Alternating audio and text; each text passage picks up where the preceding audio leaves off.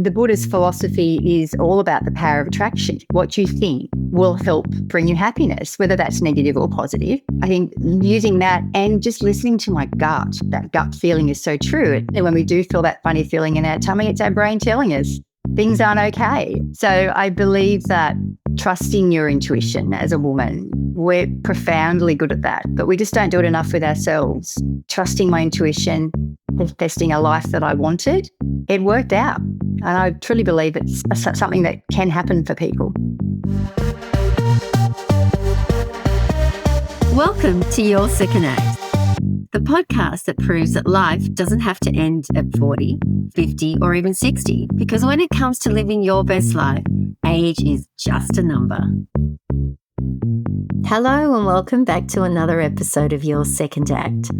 Guys, I just got back from the most amazing weekend away with a girlfriend. I cannot recommend it highly enough. Grab some friends and go away. It is so good for the soul. You laugh, you cry, you talk about everything, how it feels to be in this stage of life. Who else can we talk about this stuff to but to each other? So highly recommend it. I've come back with my heart full and I feel so invigorated. So I'm planning on doing way more of those. Now, today's episode is about change. What do you feel when you hear that word? I usually find it challenging because I really love stability and safety, even though it can get boring. And when I decided to launch this podcast, the thought of diving into the unknown was so scary, but thank God I did, because I wouldn't be here speaking with you guys. But today's guest, Jacky, she was faced with having to make a change to her life when she needed to take time out from her high-pressured teaching career to look after her sick son. Now, sometimes being forced to stop and reassess your life can be a real gift, even if it feels frightening at the time. This pause gave Jacky the chance to rethink her path, leading her to leave a career that she loved and to start this new adventure, something that she had been wanting to do for a long time. But like all of us, to actually leave a career, a good paying job, is hard. It's hard to leave it behind and risk it thinking, is this new venture going to work or not? Well, it gave her the chance to really assess if this is what she wanted to do. And thankfully she did. And by stepping into the unknown, she has not looked back since. So join us to hear Jacky's story and learn just how she turned challenges into opportunities by creating the life that she really wanted, a life of purpose and passion. So join me for Jacky's second act. Hi, Jacky. You and I, we go way back to our high school days of a million years ago, and I've always loved reconnecting with old friends via social media. And a few months ago, I read your heartfelt post about caring for your son during his illness. Now, you nursed him for a year, which not only highlighted your incredible strength, but also led you on a journey of self-discovery. And over the past year, you transitioned from a 30-year teaching career to launching your own successful business, the Canine Coach and Care. So I love these stories of change and transformation, and I know how much it takes to actually make a change. And that's why I love speaking to women like yourself, and I can't wait to get into your story. So welcome so much to the show. Thank you so much, Michelle. It's good to see you again. So tell me, how did this experience of caring for your son during his illness inspire you to leave your 30-year career as a teacher and start your own business? That is a major transformation. Yeah, it's a big change. And I think the ball kind of got rolling following COVID. And myself, like many other teachers, were pretty burnt out after COVID, as were parents and students. And we all came back. It was a different landscape, the education environment, when we came back. The Department of Education decided to roll out a new syllabus at a time when teachers' wellbeing and morale was at an all-time low. Everyone was struggling, children particularly. You know, the children's mental health was not great. And I was going into the schools as a new role that the department had created in curriculum and instruction to help support teachers in this new syllabus. But looking at working in a pretty tough school where it was hard to get any traction. We had beginning teachers in really quite high trauma schools where violence and children were struggling with a variety of issues, mental health, everything. And it was hard to get any traction in helping these teachers. I couldn't support them. And teachers were walking out. They were just quitting their jobs. And it was a really unhappy time. I am such a positive person. I love teaching. I love helping teachers be better teachers. But even I was starting to feel like, gee, this is really not the career that it used to be. I was working every Saturday and Sunday, every night until midnight, like most teachers, because we're trying to get our heads around this new syllabus. And the workload was phenomenal. As a leader myself, I was horrified to see the lack of emotional intelligence that the leadership demonstrated towards the teachers. And it was just, let's just get this done. And I was already thinking about where to next or if there was something out there. And then I did lose my aunt. My aunt was centre of our universe. She basically raised my sisters and I when we were young. So we lost her, and that grief and trauma combined with school, I wasn't completely happy. And then poor Flynn got COVID and multiple viruses and just couldn't get out of bed. We didn't know what to do. He went to hospitals, specialists, and they all just said, oh, just go back to school. He's depressed. He wasn't depressed. You know, I've got 4 children. He's the youngest. He just could not get out of bed. He had migraines. Some days his eyes just wouldn't open. He would just be asleep for hours, up to 12, 14, 15 hours a day. He was eventually diagnosed with chronic fatigue, and then they couldn't do anything about it. It's pretty much an illness that can be spurred on by a variety of things. I'm sure the community know a bit about it, but particularly teenage boys are impacted after COVID for some reason, and there's a lot of them like Flynn. So I really didn't take no for an answer. I wasn't going to give up on him. He was a 15-year-old boy. You know, he just avidly played soccer and was engaged in life, and now his life had just stopped. And I know he didn't have cancer and he wasn't going to die, but he wasn't living a life.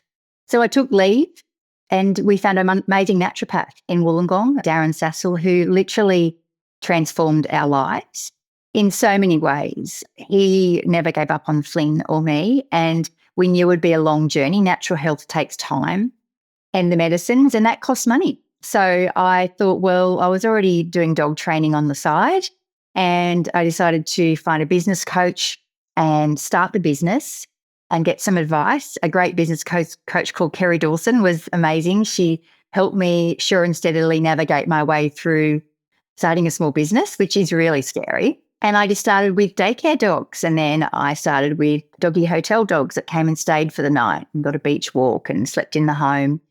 And then I went on to walking. I got a van, and then eventually got my grooming certificate because I have 3 fluffies myself, and decided that I would just tick all the boxes and try to be a one-stop shop.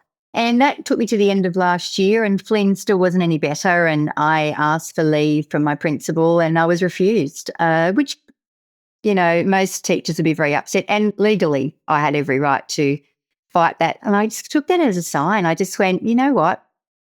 I've already been thinking about this. This is going really well. I had time with my family. I was spending time with my children. I was present. I was happy. I wasn't working all hours on schoolwork. I miss the children. I really, really, and I still miss the kids. But I decided, well, what the heck? I'm 54.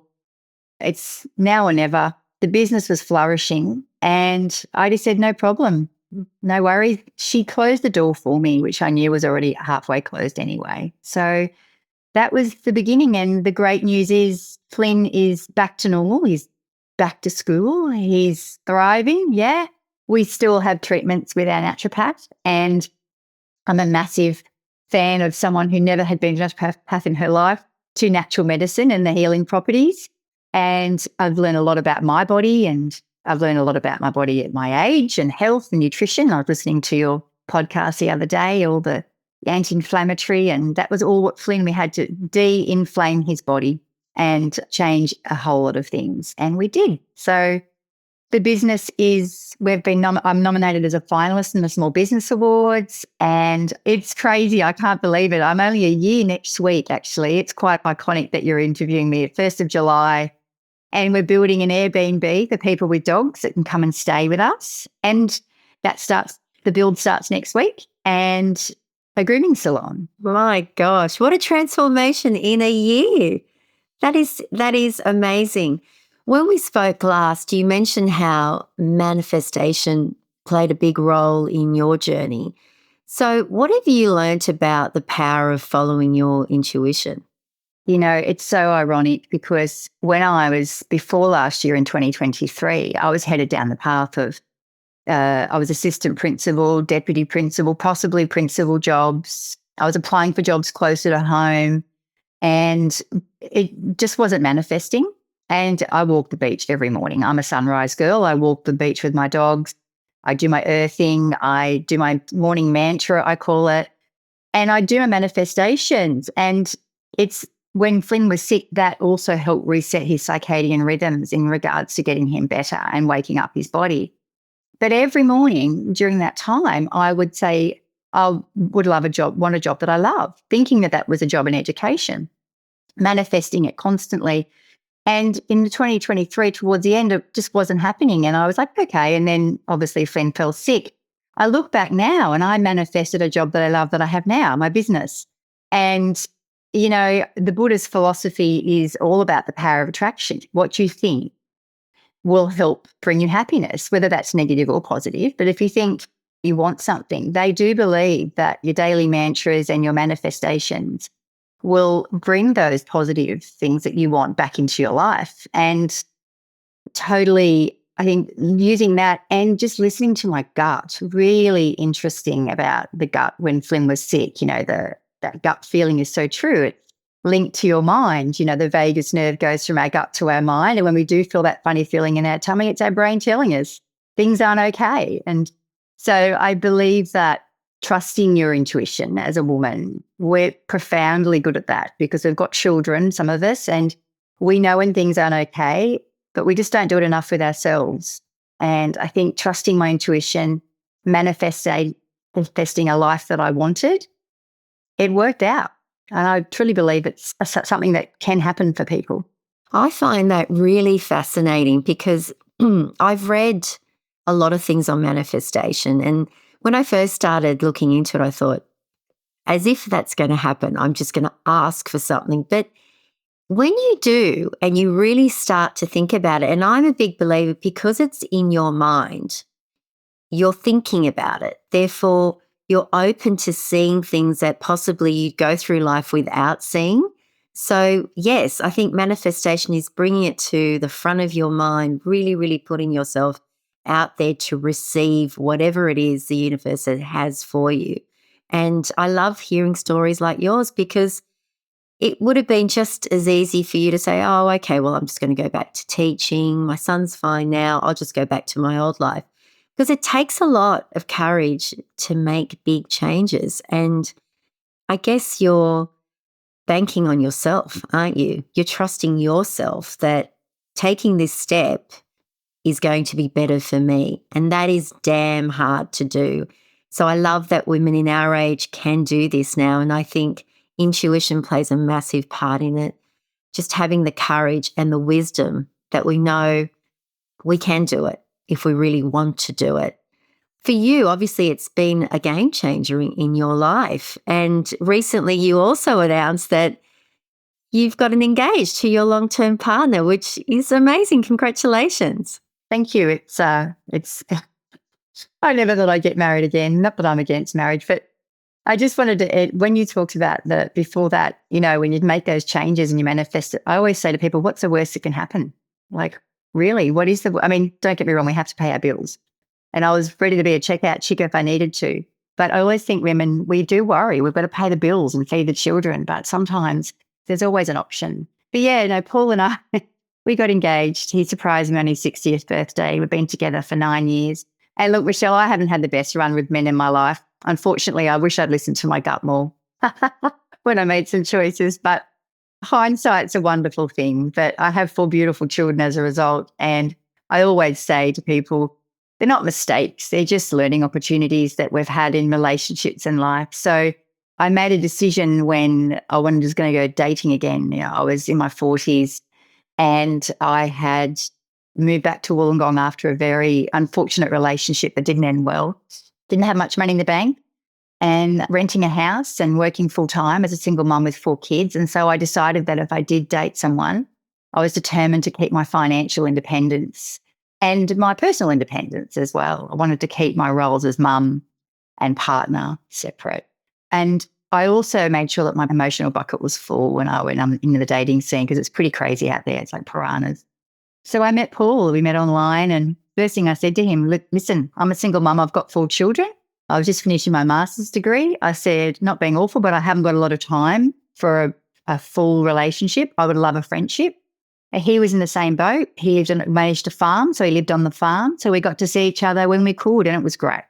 And I think we had the guidelines and the understanding about our relationship from the get-go. And so we've never technically lived together. You know, we've owned properties together. During COVID, we had to. I guess we will. Yeah, well, you're going to get married, so you'll obviously live together then. But what do you think have been the benefits of having this long-term relationship but living apart? Oh, it's so good. Some nights I can just put my jammies on and hop into bed and watch my girly shows, you know, and Have your own space. yeah, and I feel like I've got the best of everything. I'm home with the children, a home that we both own together, mind you, and I just feel like I can juggle all my balls. And I think the biggest thing is we're each other's champions. We both have very similar in lots of ways. We're both, you know, love our fitness, love our travel. We're very goal orientated. We really support each other in any endeavor that we want to pursue. So Paul worked away. So inadvertently, we never lived together. So he works away, comes home once a month sometimes, once a fortnight. We plan those times. So we've done a lot of traveling together. And I love us. I love us. The way we work is that if Paul wanted to go, he was a boxer. Oh, he's a boxer. He wanted to win the world title a few years back. He took some long service leave, went overseas, lived overseas for a month and trained. And I was the biggest supporter of that. I said, you know, you've got to do what you've got to do. I'll always be here. We have a really great relationship based on trust. And he won that title. And I'm so proud of him. And I've always got his back as he has mine. When I decided to make this decision to start the business, I had to talk to him about it because my income dropped dramatically. And, you know, he just said, look, do the best you can. And if you have to do some casual teaching, which I have done, and he's had my back the whole journey. You know, he's working every hour that God sends at the moment so we can build this B&B, and he's really there for me. Our next step is he wants to buy a yacht and sail around and circumnavigate Australia. So he'll semi-retire next year and I will join him when I can. But the understanding is that one day, of course, we'll be together every day. I don't know, we probably won't. I don't know what will happen. But it's all about ensuring that each other never has any regrets about any ambition or dream that we want to do. And that to me is why I think we work so well. It's just about, I think sometimes in marriages, and I'm not anti-marriage, is that you get the children leave home and then you start to go, well, who am I and what do I like? And you kind of become meshed together a little bit and you don't really have a definitive understanding of who you are and what you actually want. And that's where women get that, is this all there is kind of question? And they make the decision sometimes to leave their marriages and things. So I feel like we give each other the things that people do when they leave their marriage. I go away on girls' trips. He goes away surfing trips. Oh, that's wonderful. And, you know, I think that's what we all want from word go when you find a relationship, but more so in our second act in life, you want to find a true partnership. And unfortunately, you know, you've had situations where in the past it didn't work out for you. So it's nice to see that you've been able to learn from those mistakes and find something that is really working for you. When you were telling me when we spoke last that you don't live together, I thought, wow, that's amazing. But it's interesting. I speak to women sometimes and they'll say who are single, you know, I would never repartner in the sense that I would live with that person. I don't think I could live with another partner again because I value my independence so much. It's nice to have a companion in life. And I thought, yeah, I can kind of understand that because I am at a point in my life where I have a great marriage and a great partnership, but I do a lot of stuff now on my own. And I never thought that that was the right thing to do. But actually, if it works for both of you, then there's nothing wrong with it. And there's something about maintaining that sense of independence because then when you come back together, it's interesting. It's not like you have to do everything together. So Yeah, I'll be interested to see, like, if you do eventually live together, what it would be like. Well, we survived COVID, and I guess that was a big test, but, when he's home, exercise is a big part of our life. So we keep fit, diet. We always do our runs. We go to the gym, and we plan our travels. We haven't had a lot of travels lately, but I think that you're right. It's all about, I'm not sure about the opposites attract thing, but I think you have to have commonalities. But I agree. I do feel like I have couples go, we don't know what to talk about anymore because they don't do anything. So when I see Paul, it's like there's so much to talk about and so much to plan for the future. And the plan is we will one day be sailing around the world on a yacht. And that's exciting. But at the moment, our timelines aren't in sync. I've still got children that are finishing HSC. He's older than me and he's ready to go. I'm not going to stop him from doing that. So I think that that's what love is really about. And that's what makes us so strong together. So, yeah. And when we get married, well, maybe on a yacht somewhere on an island. I don't know, but we'll get married eventually. That sounds so exciting. So it's interesting, through adversity, positivity can come from something that, the fact that your son became quite ill, that would have been quite a worry for you. But look at your life now.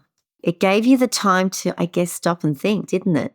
And I think that's what a lot of us don't do. We just keep going, keep going.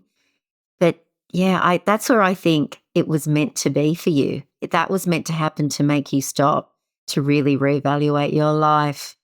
Because look at you now. Now you're flourishing. You're doing what you want. You're passionate about what you're doing. And you're a finalist in these business awards, and you haven't even been going for a year. If someone would have told you that this time last year, would you have believed them? Oh, God, no. It wasn't even on my radar. I was still navigating things like, getting my own ADN, and it was just so overwhelming, the world of business compared to teaching. It's a very different thing. Yeah, look, I have never been happier. I'm a very high energy person and I don't give myself time to sit and reflect and think. Sometimes my thoughts are all over. I have 100 tabs open in my brain at one time, but Flynn being unwell really gave me that time to sit and reflect about what was important. And I was not present for my children. I wasn't present for myself.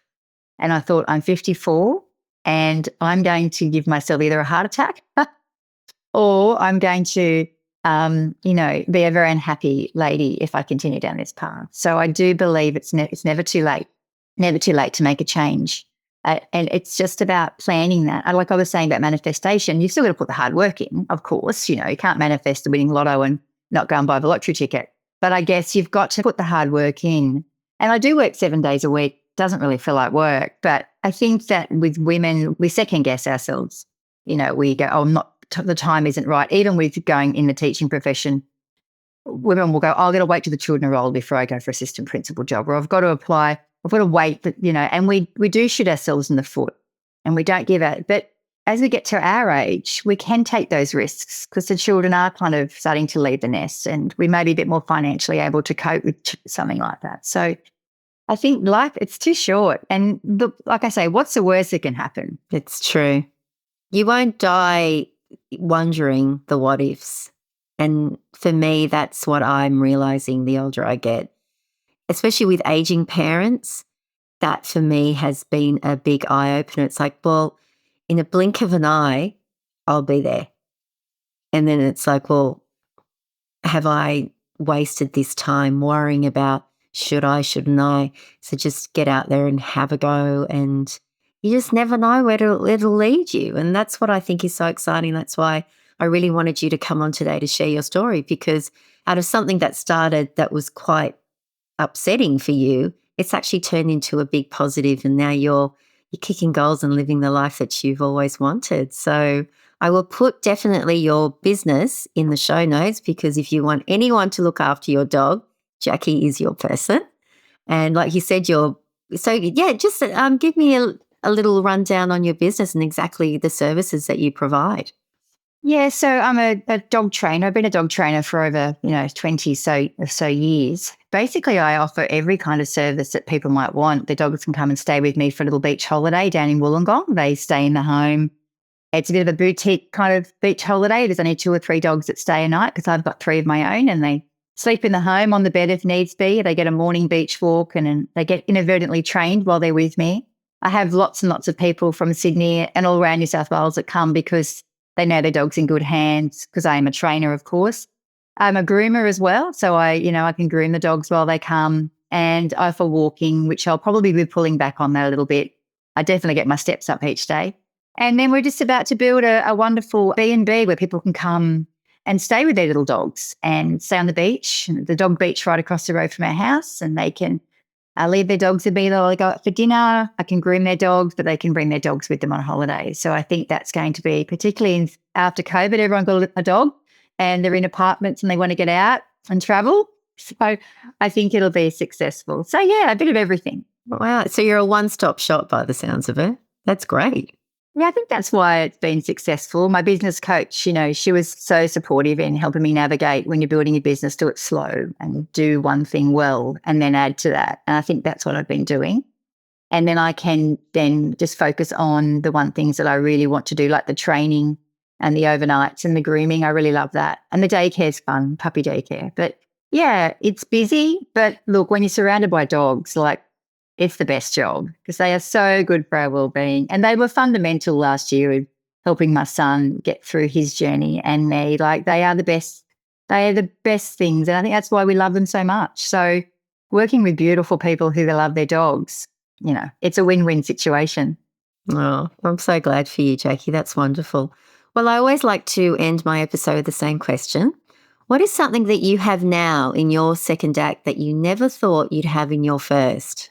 I think trusting myself. I think I've always not backed myself enough. I think the inside and the outside, I probably come across as quite a confident person, but on the inside, there's this little girl that questions herself constantly, whether or not, second guesses. Those voices are gone. The voice that's in my head now is that, I can do this. I'm a good mum. I'm a good partner. I'm a good friend. And it's quality over quantity for me now in my life. I surround myself with women and people that resonate with my beliefs and values and purpose. And my life is really fulfilling. And I have my partner is my biggest advocate, my children. And, I'm looking at my children go overseas and travel and do all the things that you want them to do. You want them to be more successful and happier than you are, don't you, as a parent? And I feel like for me, I know who I am now and I don't take any, BS. And I probably am a little bit abrupt in my opinion at times, but I just feel like I'm honest and transparent, and what you see is what you get at the end of the day. Yeah. That's amazing. That's what we all hope for. Yeah. Well, thank you so much for taking the time to come on and share your story. I wish you all the best with your business. I'm sure next time you'll actually win the award. But stay in touch. It's been lovely talking to you after so many years, because I think probably the last time we would have had a proper conversation would have been maybe 18. That was a long time ago. Crazy how time flies. It is. Yeah, it is. It was lovely talking to you, Michelle. Thank you. Bye, Jacky. Thanks for tuning in to another episode of Your Second Act. If you enjoyed this episode, I'd love it if you could rate and leave a review on your favourite podcast. Your feedback means the world.